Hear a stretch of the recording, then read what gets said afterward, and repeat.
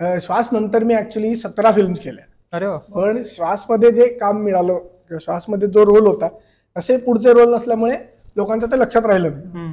आता बरेचदा असे त्याच्यात हे होते की माझ्या आईला तेव्हा अनेक जण म्हणले होते की तुम्ही श्वास सारखाच रोल मिळेपर्यंत थांबा, काम करूच नका, तुम्ही हिंदीमध्ये जाऊ नका, हे करू नका, ते करू नका. माझ्या आईने मला विचारलं असं असं काम आहे, तुला काय करायचंय? माझं एम क्लिअर होतं डोक्यामध्ये, मला शाळा बुडवायची.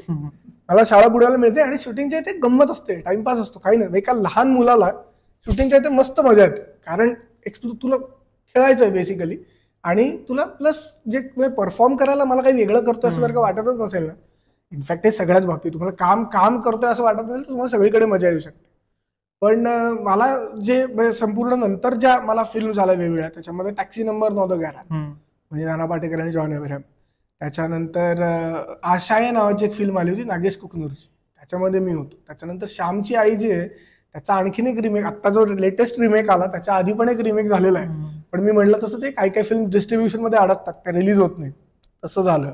त्याच्यानंतर सुमित्रा भावे आणि सुनील सुक्तानकरांचा देवराई नावाचा चित्रपट होता, त्याच्यामध्ये मी होतो. असे अनेक छोटे छोटे छोटे छोटे रोल्स केले नंतर.